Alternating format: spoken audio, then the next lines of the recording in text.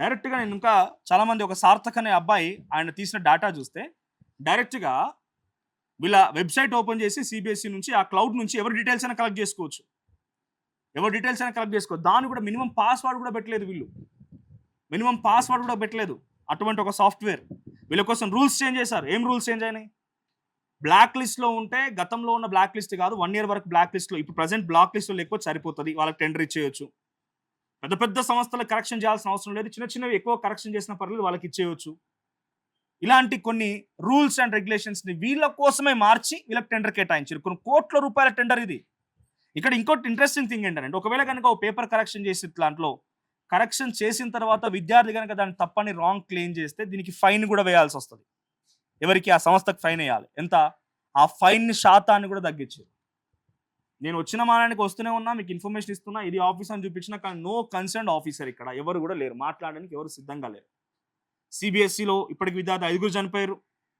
గతంలో తెలంగాణలో గ్లోబరిన్ అనే పేరుతోని అప్పటి వరకు మంచిగా హాయిగా ఉండే 2017 వరకు 2017 వరకు సీజీజీ అండ్ ఇంకో కంపెనీ మ్యాగ్నెటెక్ అనేటువంటి ఇంకో కంపెనీ రెండు కలిసి ఒకరు కరెక్షన్ అండ్ మెమో సంబంధించిన బాధ్యతలు తీసుకుంటే ఇంకొకరు మెయింటెనెన్స్ అండ్ అడ్మిషన్ తీసుకుంటే అప్పటి వరకు హాయిగా ఉండేది.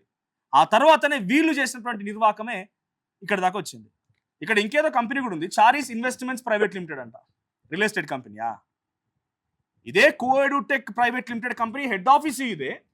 CI Charis investments private limited ఈ కంపెనీ ఇక్కడేనా?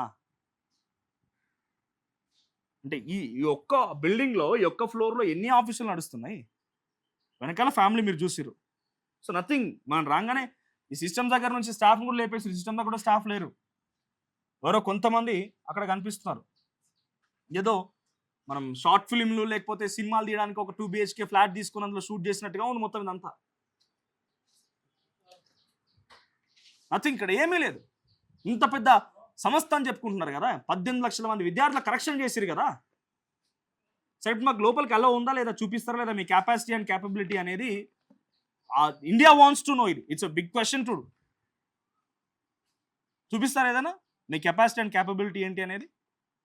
మీరేం చెప్తారు కరెక్ట్గా చెప్పండి. పోనీ మీరెందుకు సీరియస్ అవుతున్నారండి? మీరెందుకు సీరియస్ అవుతున్నారు? మీరెందుకు ప్రాబ్లం